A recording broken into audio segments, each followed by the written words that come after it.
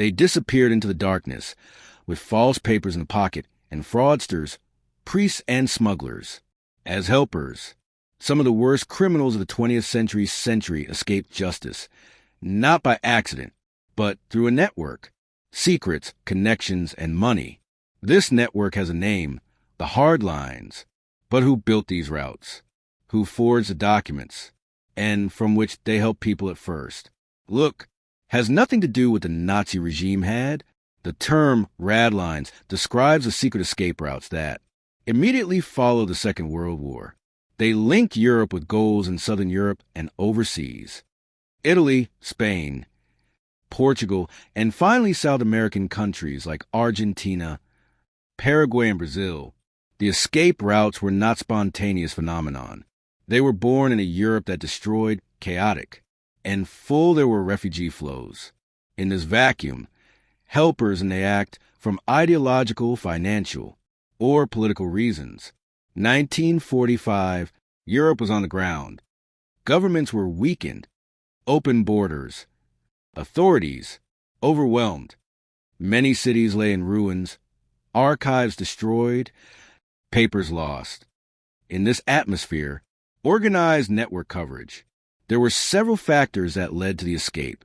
Beneficiaries, the escape of collaborators and war criminals, shifting political priorities in early Cold War, and the willingness of individuals, institutions of religious, political, or humanitarian motivations to provide assistance.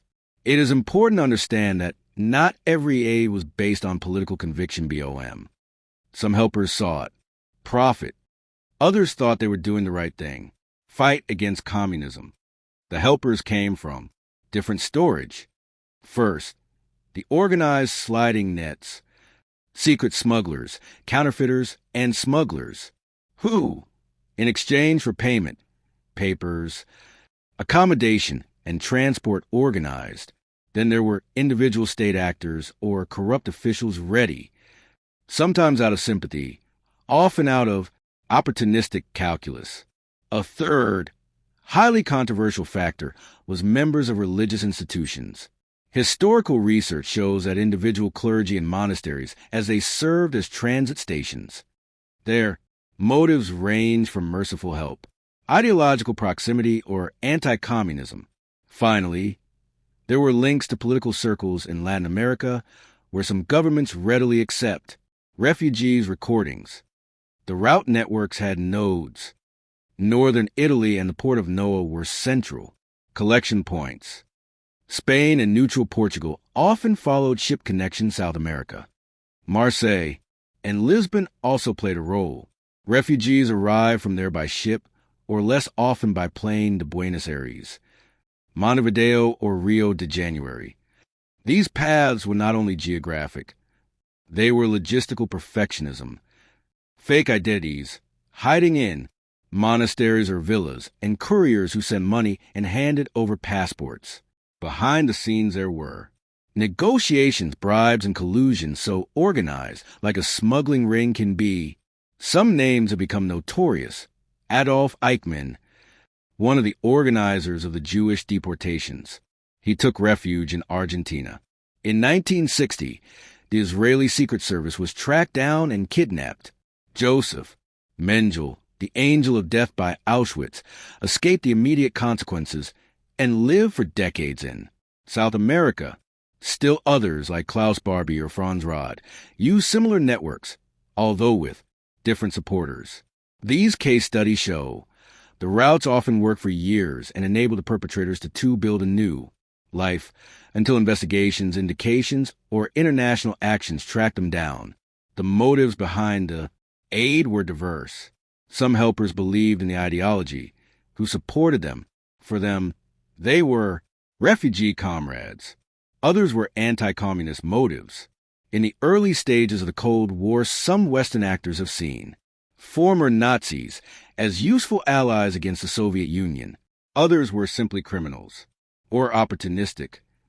They earned fake papers and lucrative transit operations. Finally, humanitarian reasons play a role. Some have claimed that Christian mercy to help. Historians continue to debate in the extent of religious institutions knowingly or unknowingly supported. The reality is complex and ambivalent. The role of the church and international organizations are controversial. There are documented cases in which individual church representatives' papers issued or permitted transits. Nevertheless, it is important to emphasize not the institution as a whole monolithic. Researchers warn that condemn in general. In many places, monasteries helped refugee families, regardless of their political past. Another point of contention is the organization ODESSA on the popular representations as powerful escape ring described. Some historians consider ODESSA to be a real, operational structures. Others see them as overrated. Myth, the individual escape assistance networks too. A unified conspiracy clamped together. The following applies to all debates. Documents, archives, and court records bring peace for peace of light. In the dark, why did so many escape routes end up in South America? In the late 1940s and 1950s, search countries like Argentina targeting immigrants and political leaders like Juan Perón received European immigrants open arms. Some governments have seen the skilled workers useful to newcomers or political allies. Others left the recording private networks.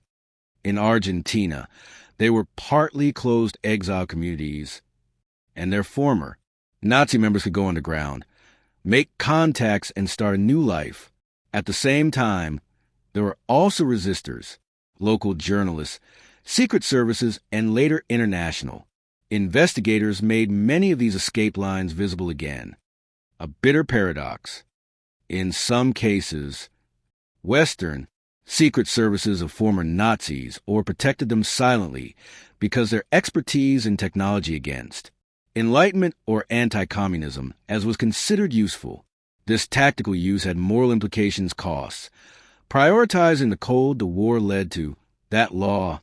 Enforcement is not always supreme maxime was. At the same time, other states and organizations unveiling the networks, lengthy investigations, archival studies, and international cooperation led later to detections, trials, and revelations. Despite the successful escape, the no clarification, journalistic research, court proceedings, and intelligence files open structures. Gideon Hausner in Israel, reporter and historians around the world have contributed to identification of escape aid. The history of the Ratlines teaches us to, first, that law and morality in chaotic times are vulnerable. Truth is possible through archival work, investigation, and memory. Many perpetrators were later held accountable, pulled. However, many remained unmolested. This makes the processing necessary to this day. The networks that helped Nazis escape are not a dark anecdote on the edge of history. They are a reminder.